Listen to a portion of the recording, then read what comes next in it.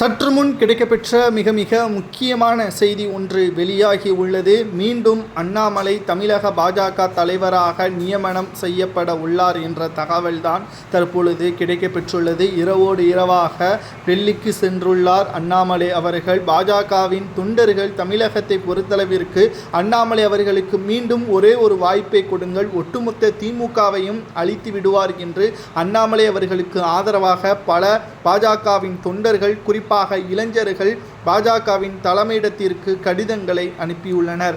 நயினார் நாகேந்திரனோ வானதி சீனிவாசனோ இவர்கள் மீது நாங்கள் தவறு சொல்லவில்லை, ஆனால் அவர்கள் நல்ல தலைவர்கள்தான். ஆனால் அதிமுகவின் கூட்டணிக்காக அண்ணாமலையின் பதவியை மாற்றினால் நிச்சயம் இந்த 4 ஆண்டுகள் அண்ணாமலை செய்த அனைத்து சாதனைகளும் ஒரே நிமிஷத்தில் அழிந்துவிடும். இது திமுகவிற்கு கொண்டாட்டமாகத்தான் இருக்கும். அண்ணாமலை அவர்களது தலைவர் பதவி மட்டும்தான் அதிமுகவிற்கு வெற்றியை ஏற்படுத்துமே தவிர நயினார் நாகேந்திரனோ வானதி சீனிவாசனோ இவர்களது தலைவர் பதவியில் இருந்தால் வெற்றி வாய்ப்பை உறுதி செய்ய முடியாது. ஏனென்றால் திமுகவை தைரியமாக ஆதாரத்துடன் எதிர்க்கக்கூடியவர் அண்ணாமலை மட்டும்தான் என்றும், கடந்த 4 ஆண்டுகளுக்கு முன்பாக பாஜக தமிழகத்தில் வளர்ந்து விட்டதா என்று பார்த்தால் நிச்சயமாக கிடையாது.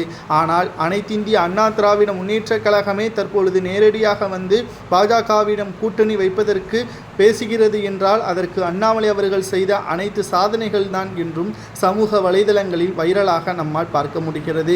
இன்று அல்லது நாளை அதிகாரப்பூர்வமான அறிவிப்பு வெளியாகும். தமிழக பாஜக தலைவர் பதவியில் யார் பொறுப்பேற்கப் போகிறார் என்றும், குறிப்பாக 3 நபர்களை தான் தேர்வு செய்து வைத்திருக்கிறார்கள். ஒன்று நயினார் நாகேந்திரன், இவர் அதிமுகவிலிருந்து பாஜகவிற்கு வந்தவர். இரண்டாவதாக வானதி சீனிவாசன், கோவை எம்எல்ஏவாக செயல்பட்டு வருகிறார். மூன்றாவதாக அண்ணாமலையின் பெயரும் இடம்பெற்றிருக்கிறது. ஆனால் உள்துறை அமைச்சருக்கோ அண்ணாமலை அவர்கள் மீது இருக்கக்கூடிய அக்கறையும் மீண்டும் அவரே மாநில பாஜக தலைவராக பொறுப்பேற்கலாம், இல்லை என்றால் மத்திய அமைச்சராக கூட அவர் பொறுப்பேற்பதற்கான ஏற்பாடுகளை நாங்கள் செய்கிறோம். அண்ணாமலைக்காக அமைச்சரவையே நாங்கள் மாற்றுவதற்கு கூட தயாராக இருக்கிறோம் என்று அமித்ஷா அவர்கள் கூறியுள்ளார். கடைசியாக வானதி சீனிவாசனிடமும் நயினார் நாகேந்திரனிடமும் கேட்கக்கூடிய கேள்விகளை பொறுத்துதான் தலைவர் பதவி மாற்றமா இல்லையா என்பது உறுதி செய்யப்படும் என்ற தகவல் தற்பொழுது கிடைக்கப்பெற்றுள்ளது.